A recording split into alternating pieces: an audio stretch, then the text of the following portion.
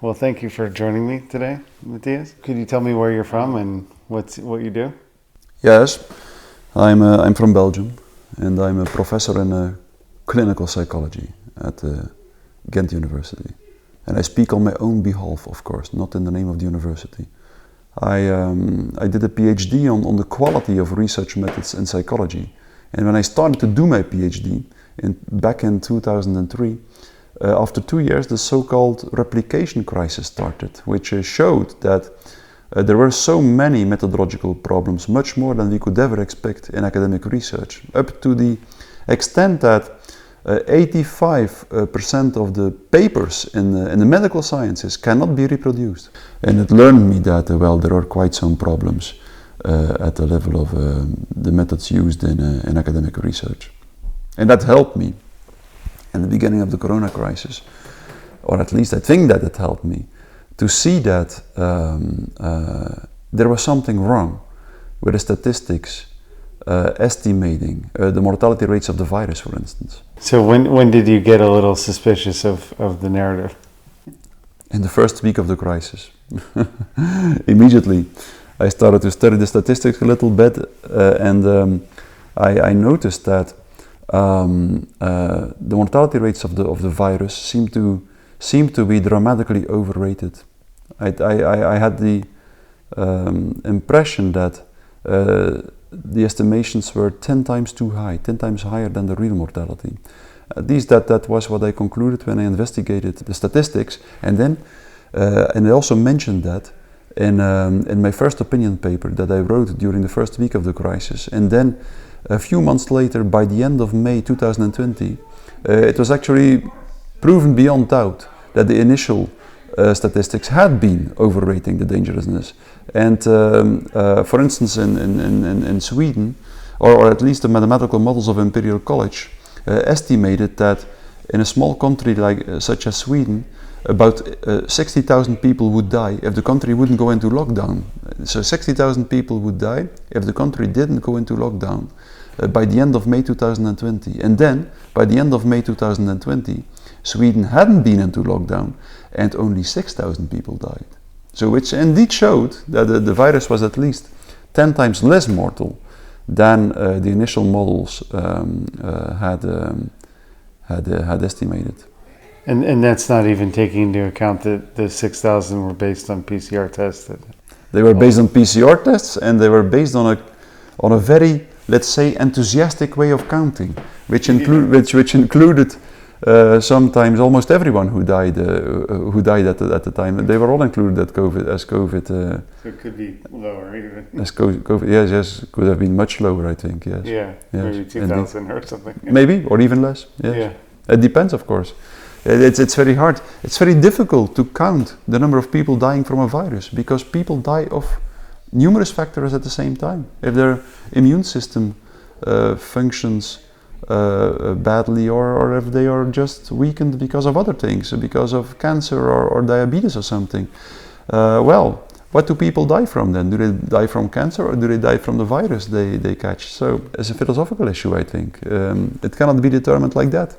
No. Yeah. So could you tell me your mass formation? Is this something that you came up with? The term mass formation was used by many people before me. People like Freud, Kennedy, and several other people used it before me. What I did was, I think on the one hand, I tried to translate this very complex theory on mass formation in such a way that even lay people who were not familiar with psychology, could understand it. That's the first thing. That was really a challenge. It took me 2 months before I succeeded in writing an opinion paper of about 1,500 words, describing the phenomenon of mass formation in the context of the corona crisis. That was one thing. So I really reformulated the theory in a more accessible way.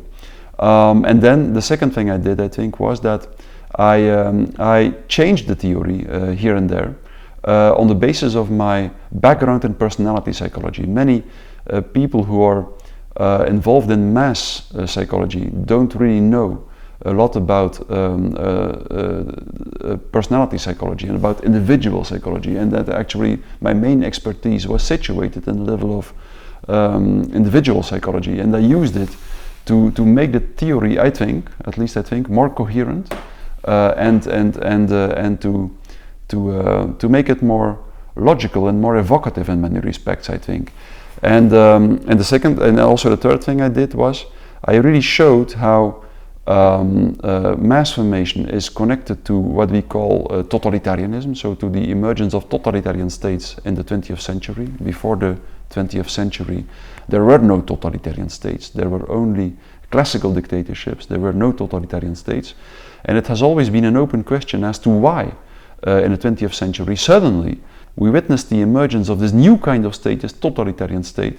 And that's what I explain in my book. You can only understand the sudden emergence of totalitarian states, and if you understand that totalitarian states are based on mass formation, in contrast with classical dictatorships, and then you can see that the reason why totalitarianism emerged for the first time in the 20th century is because the phenomenon of mass formation became stronger and stronger and stronger throughout the last few centuries.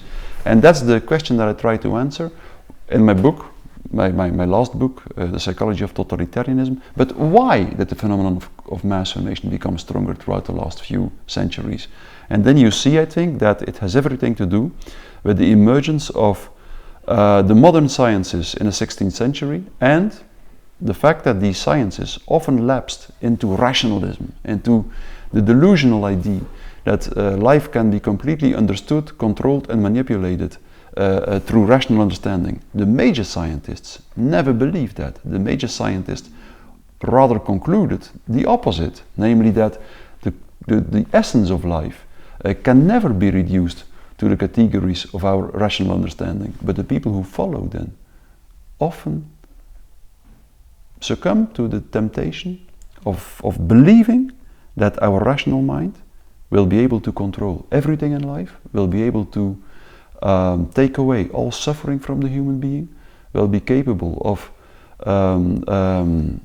bringing people in a kind of eternal state of biochemical happiness, and that will make them live forever in the end. That's what we see, that what is advocated by such people as Yuval Noah Harari in his book Homo Deus. So, like throughout the last few centuries, we noticed the emergence of this rationalist view on man in the world, and it is this rationalist view on man in the world which first created loneliness in a population, and then once people feel lonely, they typically feel a lack of meaning making in life, and once they feel a lack of meaning making, they are typically confronted with so-called free-floating anxiety, frustration and aggression, which means a kind of anxiety, frustration and aggression that is not connected to a mental representation. And that's an extremely aversive state for the human being. And once a large part of the population is in this state, disconnected, lonely, lack of meaning making, a lot of free-floating anxiety, frustration and aggression, something very typically might happen if under these conditions a narrative is distributed through the mass media indicating an object of anxiety, and at the same time providing a strategy to deal with the object of anxiety, then all this free-floating anxiety might suddenly connect to the object of anxiety indicated in the narrative, and people might be willing to follow the strategy to deal with that object of anxiety, even if that strategy is utterly absurd. That's the beginning of mass formation and the beginning of totalitarianism every time again. We see it now. The object of anxiety now was the coronavirus, and the strategy was this entire lockdown policy, mask wearing and so on, but it was exactly the same during the Crusades, where the object of anxiety were the Muslims occupying the Holy Grave, or during the witch hunts, where the object of anxiety was the witches, and the strategy to deal with them were the witch hunts. And it was also the same in the Soviet Union, where the object of anxiety were the capitalists, and the strategy to deal with them were the gulags, or even in Nazi Germany, where the object of anxiety was the Jews, and the strategy to deal with them was the concentration camps. So I don't say the kind of totalitarianism that emerges now is not the same as in Nazi Germany or in the Soviet Union. What you're dealing with now is a technocratic totalitarianism, a technocratic velvet glove totalitarianism, a kind of totalitarianism which uses the so-called soft power, which is even more powerful than the hard power, because it aims in the first place to control the minds of the people. It makes people exactly think as the major institutions who want to impose this technocratic system to society want them to think. Totalitarianism, Hannah Arendt said, is a diabolic pact between the masses and the elite. It's a diabolic pact between the masses and the elite, and this diabolic pact has been emerging throughout the last centuries. Like immediately after the French Revolution, we saw the emergence of, or at least the elite, the leaders of society, used new, different techniques compared to the old elite. The old elite could just impose its will to society. They didn't have to justify what they wanted to do to the population. That was just a consequence of the religious view on man and the world. But then, once after the French Revolution, the democratically elected elite emerged. They noticed, they suddenly realized that they just couldn't impose their will anymore, just like that to the population. They had to be elected, and to be elected, they had to do what the population wanted. So they found themselves in a problem. Rather than being leaders, they were followers. That's exactly what Edward Bernays describes in his book. The elite, the democratic elected elite, rather had to follow the population rather than leading them, and they found a solution to that. And they found a solution called propaganda. They discovered, they just concluded that the only way to impose their will to the population was by making the population do what they wanted without the population realizing it. And that's very often goes unnoticed, but the first institute of propaganda was established immediately after the French Revolution, or shortly after the French Revolution. It was called the Bureau d'Opinion Publique in France. Before the French Revolution, the church used propaganda, but it was of a completely different nature. The new propaganda was like a theoretically based, ideological, institutionalized new kind of lie. After the French Revolution, a new kind of lie emerged, a kind of lie that had never existed before. People have lied or as long as mankind existed, but propaganda was a new kind of lie. It was a theoretically based, ideological, institutionalized kind of lie, just meant to manipulate the population and to control the population. And starting from the French Revolution, progressively propaganda became more and more and more and more and more important, up until now, where we live in a public space which is constantly saturated at every moment of our lives with propaganda. So that's the first thing. For totalitarianism to emerge, you need a substantial, huge propaganda apparatus. That's the first thing. And then the second thing is that you need a population which is vulnerable for propaganda, because sometimes under certain conditions a population is not vulnerable at all for propaganda. And this vulnerability for propaganda is exactly loneliness. Once people are disconnected from their social, from their fellow human beings and their natural environment, they become sensitive for propaganda. So the telephones have really isolated us. Yes. Huh? Smartphones are at the same time the instrument for propaganda, and they also create the conditions under which people become vulnerable for propaganda, because smartphones disconnect us at the human level. Like they seem to connect us, and they do connect us at the level of the exchange of information. But it's kind of superficial. Yeah, but they do not establish this really human connection, which is always a resonance, a physical resonance that is realized through speech between people. They destroy this kind of connection. Recent research actually showed that just before the corona crisis, the number of lonely people worldwide was really peaking. There had never been so much lonely people before, and the amount of loneliness in a population was very highly correlated with the level of industrialization and technology use in a country. And in countries such as the UK and the United States, the problem was worse, much worse than in other countries. And Theresa May, for instance, appointed a minister of loneliness because she recognized how many Minister of Loneliness? Yes, and in the United States, the U.S. Surgeon General said that there was an epidemic of loneliness.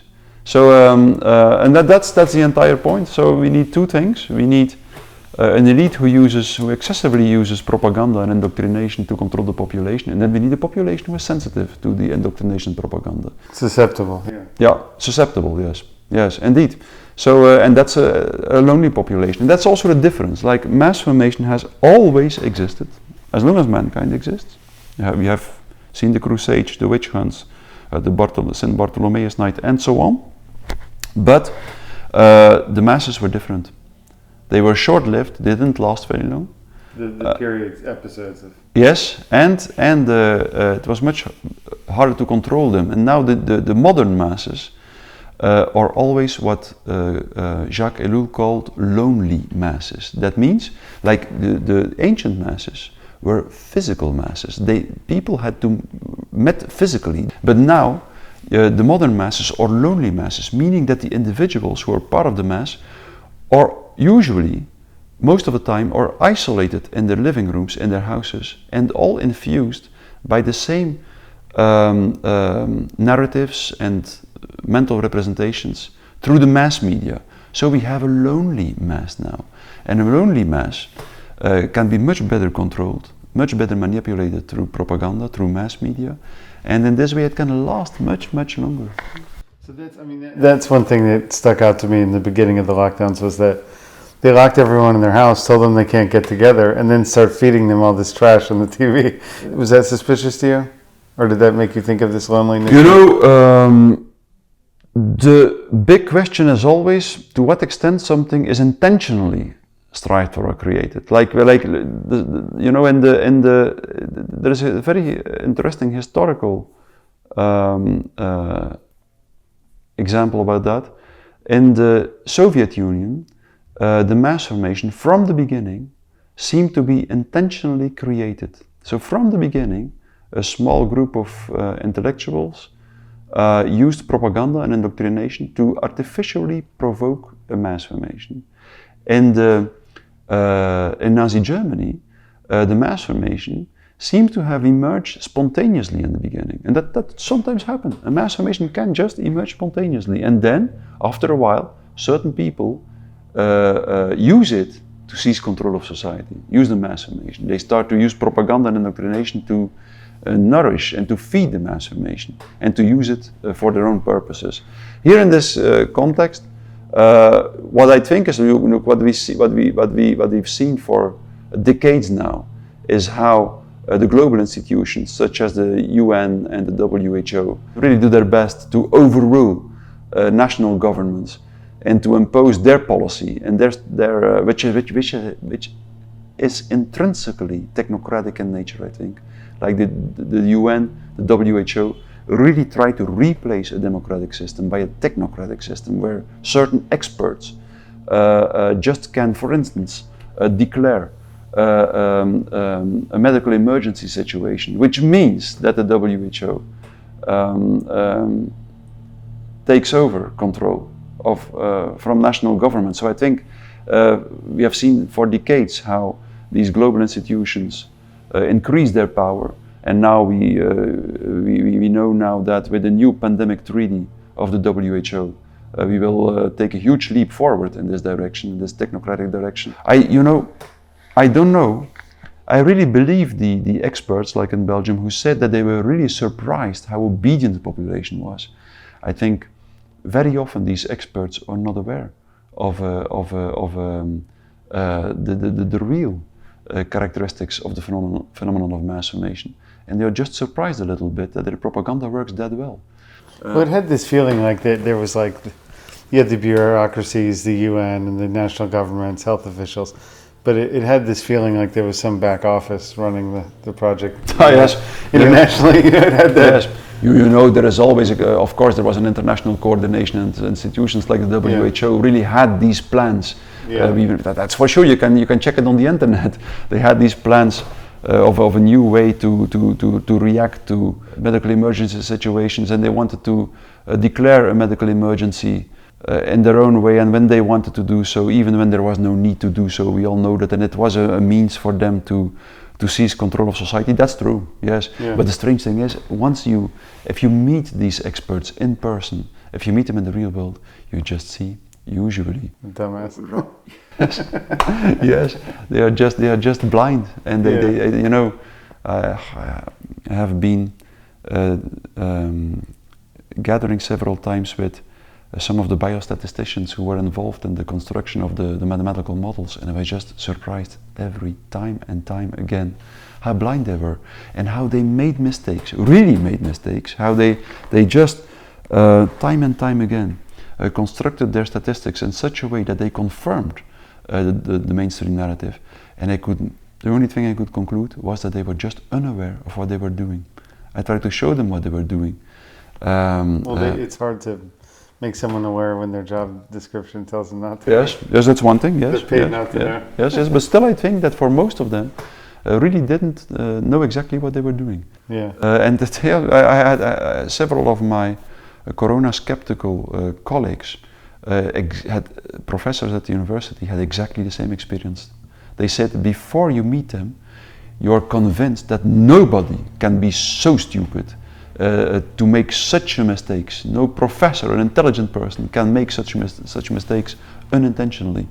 And they said, like, as soon as you sit around the table with them, you just see that they are so blind, and that they make these mistakes, that they just, for instance, just cannot see anymore. How strange it is that the so-called extremely mortal virus that claims victims that on average are just as old as the average age of dying in society.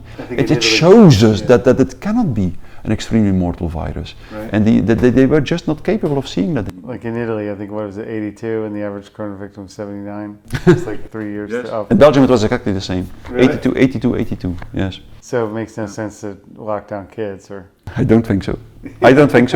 At least that's what we should be able to organize in our society, a really open conversation and debate between people who look at the situation differently. Most of us would learn a lot of it, even we and the people who go along with the mainstream narrative. Like I said, I want to ask you about, so now they're talking about the Bank of International Settlements, and the central banks are talking about the CBDCs. Yes.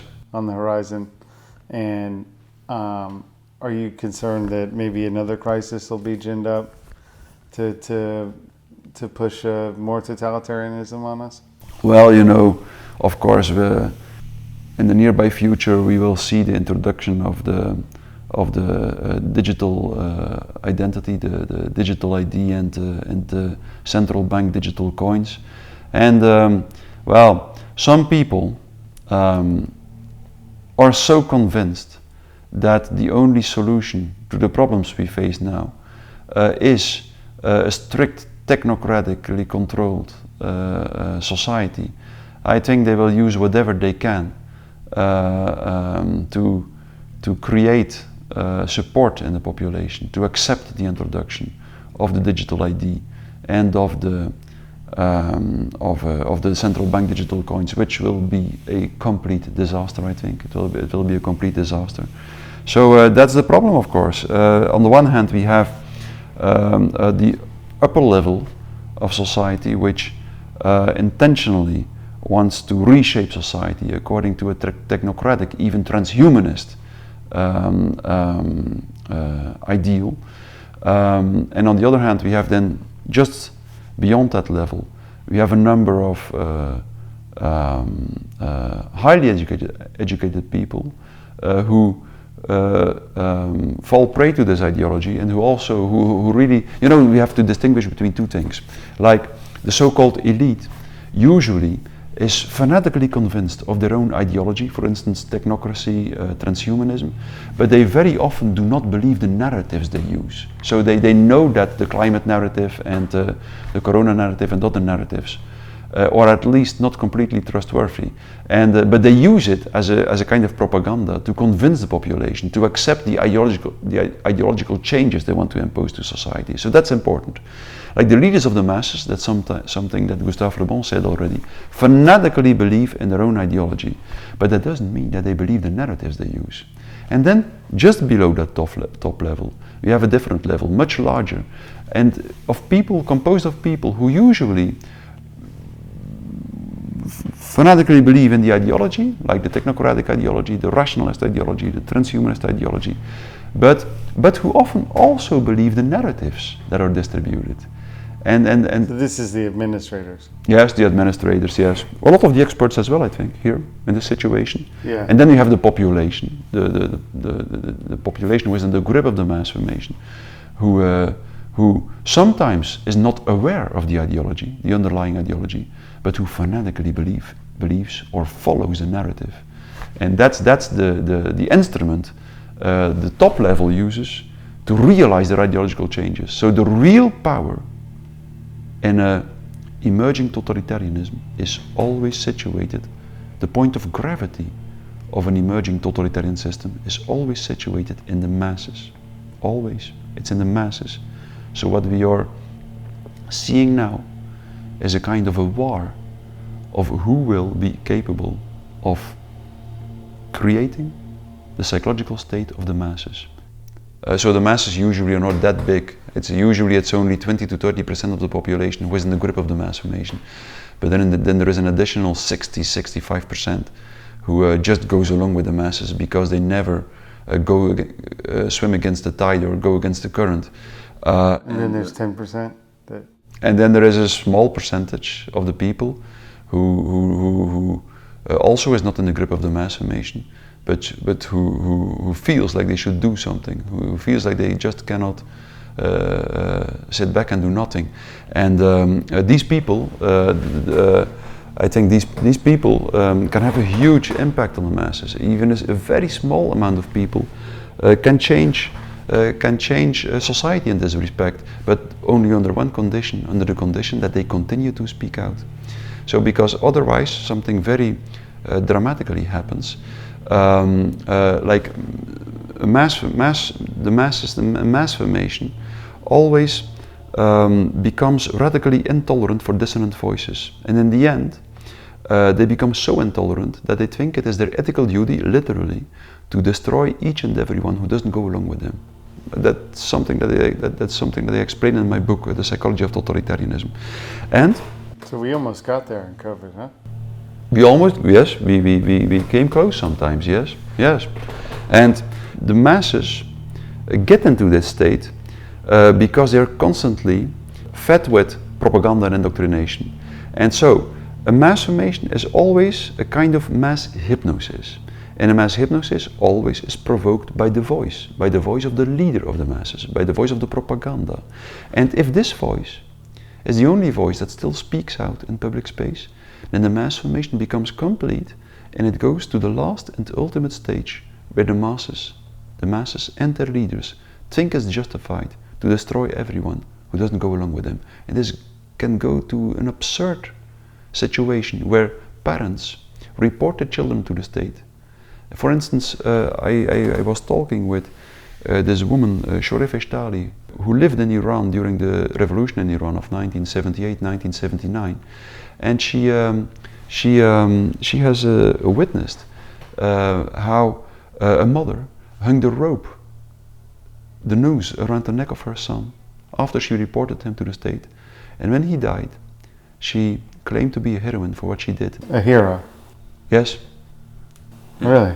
Because she reported her son to the state, because she was so loyal, she thought, to the state, that she even sacrificed her son for it.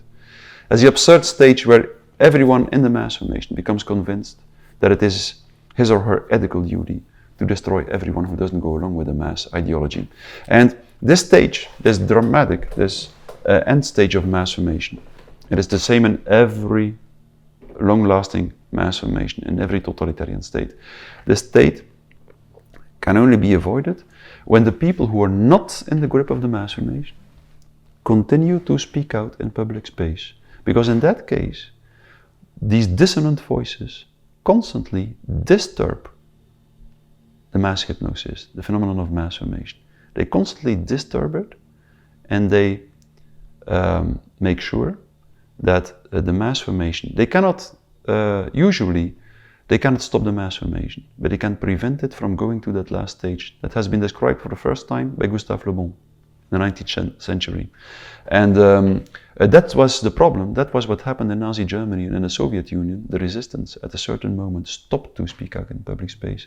And 6 months later, 6 to 12 months later, the destruction campaign started in both countries. So, and probably the reason why the totalitarian trend didn't go to the last stage in other countries, because totalitarianism emerged in the 20th century in many countries, but only in the Soviet Union and in Nazi Germany. It resulted in a fully fledged totalitarian system. The reason why this didn't happen in other countries was probably because in those countries the resistance continued to speak out.